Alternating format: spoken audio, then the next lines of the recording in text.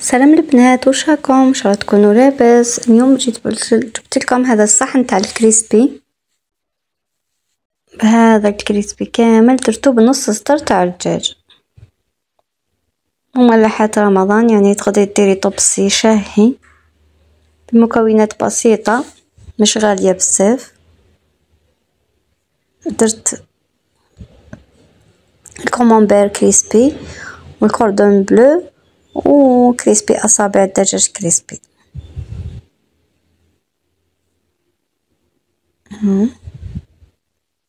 شوفوا كيفاش جاي الكوردون بلو، شوفوا الفرماج يجي ذايب فيه.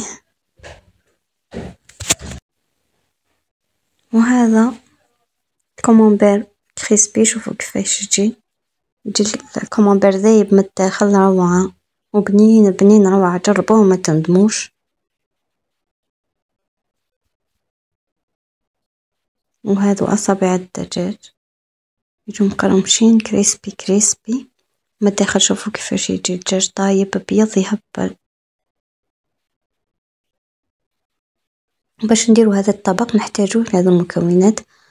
نحتاجو علبة تاع كومونبير نقطعوها على 8، نحتاجو نص صدر تاع الدجاج، نص قطعته أصابع ونص رحيته، ونحتاجو أي كاشير عندنا ولا باتي ولا باتي فولاي، أي حاجة عندك، وجبن تاع هذا تاع ريسلاش، و3 حبات بيض.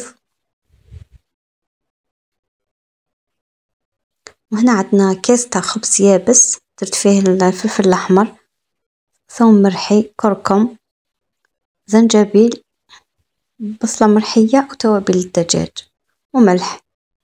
نخلطوا الخبز مع كامل هذو التوابل مع بعض مليح مليح هكذا بهذه الطريقة.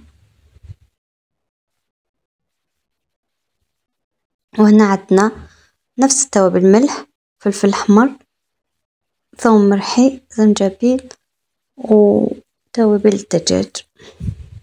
نكسروا فيها البيض، هذوك 3 حبات بيض اللي عندنا.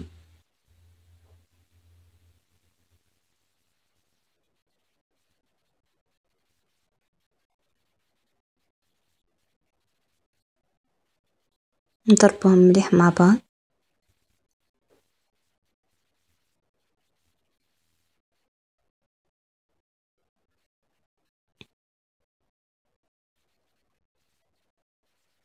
ندخلوا مليح التوابل في البيض.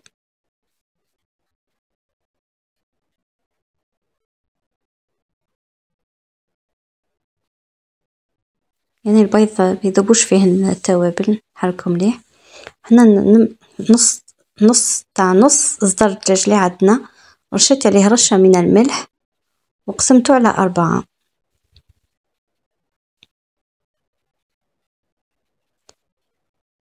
هذو اللي بودا نقسمهم على 4، يعني راح يديرونا 4 حبات كريسبي، وكل حبة تاع كريسبي حنقسموها على 2 صافي تعطينا 8 قطع كريسبي بربع صدر تاع الدجاج.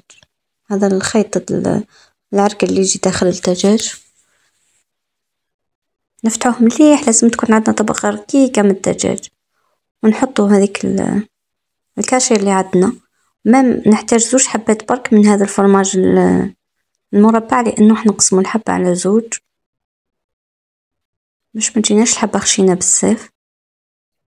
وانا درتها هكذا بشكل طولي باش تجي الحبة متحوفة.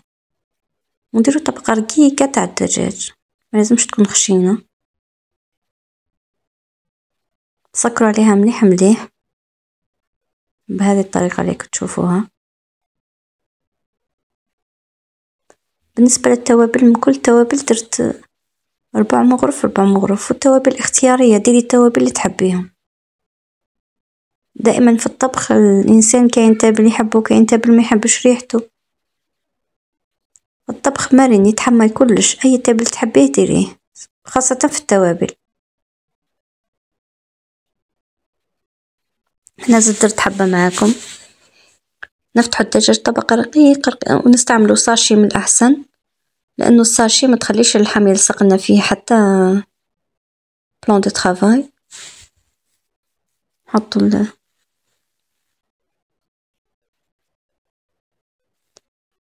يعني هذا الطبق تاع المملح راقي جدا، يكون عندك عرضة ولا لولادك، يناسب كلش، يناسب جميع الأوقات، مش مكلف.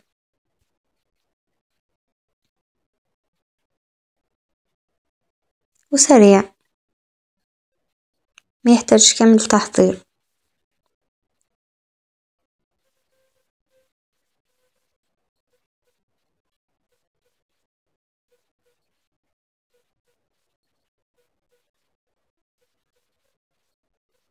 دايما باش تكون الخدمة تاعنا متحوفة برك نتحفوها بيدينا برك، تجيك حبة متحوفة ومقادة. هنا نجيبو البيض تاعنا اللي درنا فيه التوابل، دايما نحركوه. ناخذ قطعة تاعنا تاع الكوردون بلو، نديروها أولا في الفرينة.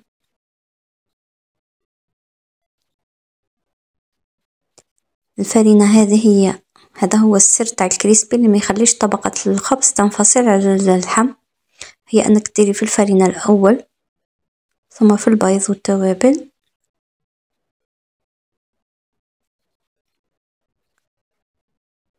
باعتيك نديروهم في الخبز اليابس المتبل اللي تبلناه، خبز يابس مرحي متبل، كل هذا بالتوابل اللي شفتوهم يدوا نكهة رائعة. نحاول نحط طبقة الخبز بهذه الطريقة هكذا نتحصلوا عليه.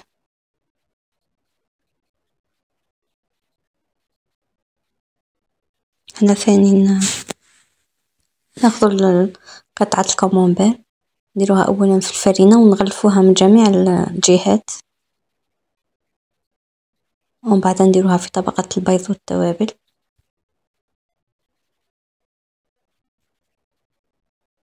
ومن بعد في طبقة الخبز. نتخصلوا على كريسبي كامونبير رائع رائع رائع، روعة، من ألذ الكريسبيات.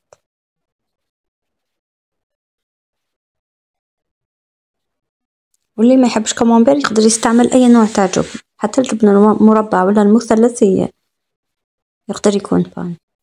هنا قطعة الدجاج نقطعهم أصابع أصابع رقيق هكذا، نديروها بنفس الطريقة. يعني بهذا المكونات حصلنا على ثلاث أنواع تاع كريسبي مجهود واحد.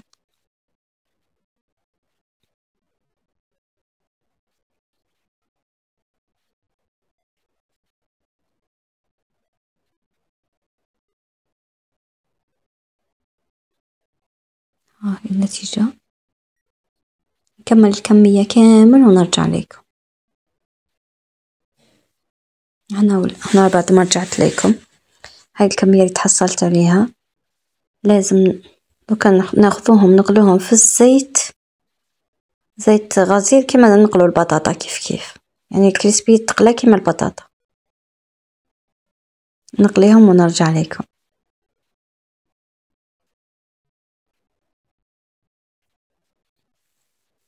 أنا بعد ما قليتهم ودرتهم في هذا صحن التقديم قدمتهم بهذا الشكل. هذا هو الصحن، نتمنى إن شاء الله يكون عجبكم وتجربوه، قولوا لي في التعليقات إذا جربتوه وعجبكم.